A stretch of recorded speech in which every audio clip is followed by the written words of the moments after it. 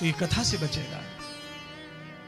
कटु वचन जरूर हम कहते हैं कभी कभी, पर इसके बगैर ऑपरेशन नहीं होगा आपके कुबुद्ध का। आप मांस भी खाएं, अंडा भी खाएं, दारू भी पिएं, बकवास भी करें और पूजा पाठ का फल मांगें, कैसे संभव है? कैसे होगा ये सब? एक रबर का लेयर लगा करके तांबे के तार में से बिजली आदमी को पकड़ती नहीं है। अगर आपने रबर का ग्लव्स पहन लिया, आपने रबर का हाथ में जुर्राब पहन लिया, फिर आप तार को पकड़ लो, नंगे तार को, आपको बिजली नहीं पकड़ेगी। एक रबर का छोटा सा लेयर लग करके बिजली आपको पकड़ती नहीं है। ऐसे ही जब आपके अंदर ये पाप घुसे रहते हैं, मांस, अंडा, दारू, धक्कड़ के, बीड़ी, तमाकू के, तो आपको भगवान भी पकड़ता नहीं है। ये ध्यान रखना, कृपा नहीं पकड़ेगी भगवान की फिर आपको। भगवान आपके निकट से भी निकट होगा तो भी नहीं पकड़ेगा। आप सब जवाब देना मेरी बात का। आप सब बताना, आप जब चल रहे होते हैं और अचानक से कीचड़ आ जाता है तो आप क्या करते हैं?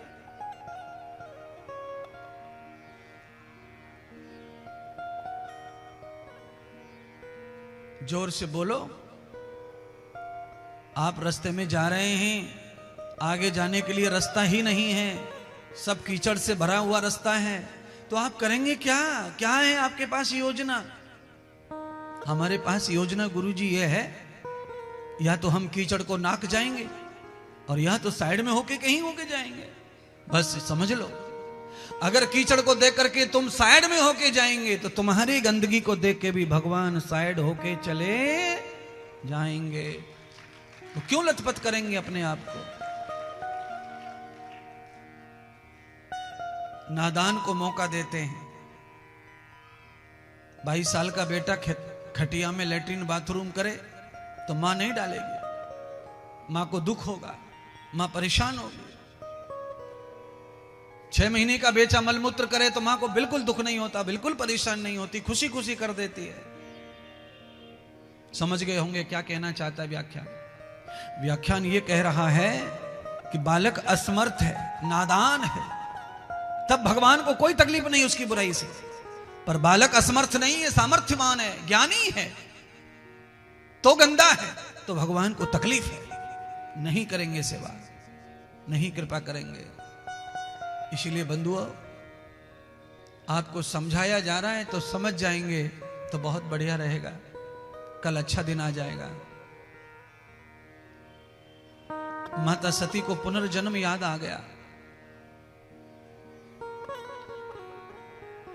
पिछला जन्म माता सती को याद आ गया। माता सती ने पिछले जन्म की सारी रील को देखा। अपने हृदय आंगन में माता सती पिछले जन्म को दोहरा रही हैं, याद कर रही हैं कि मैंने महादेव का अपमान यहां किया, वहां किया, मैंने राम जी का अपमान किया, मैंने कुंभज ऋषि का अपमान किया, मैंने पति देव की, महादेव की, सर्वशक्तिमान की, परमेश्वर की बात नहीं मानी, तो मुझे दंड के रूप में यह मिला कि परमेश्वर ने मुझे छोड़ दिया तो मेरे घर वालों ने भी मुझे छोड़ दिया। अब आप समझ लो, भगवान जिसको छोड़ देता है उसे कोई भी सहारा देता नहीं है। तो सती को याद आ गई पहली बात। सती घमंड में चली गई थी भगवान महादेव का कैलाश छोड़कर यज्ञ में, और सती को यह घमंड था कि मेरा बाप धनवान है और मैं अपने बाप के यहां रहूंगी, क्या फर्क पड़ता है, महादेव अगर नहीं मान रहे तो मत मानो। पर बहुत कठिन है, बहुत कठिन है। शादी के बाद, विवाह के बाद पिता के घर में कन्या रहे, ये बहुत दुर्लभ है, बहुत कठिन है। कुमारी 10 कन्याएं रह सकती हैं, अविवाहित कई कई घरों में 4-4, 5-5 बेटियां तो एक एक पिता को वैसे ही हैं, और वो सब रह सकती हैं। पर विवाह होने के बाद, पति परमेश्वर के यहां जाने के बाद वापस पिता के यहां रहने की कामना बहुत कठिन होता है, दुर्लभ होता है। रह पाना, रहेंगे तो क्लेश रहेगा, परेशानियां रहेंगी। सती एक एक बात को याद कर रही है। और ये सब संकट क्यों आए थे?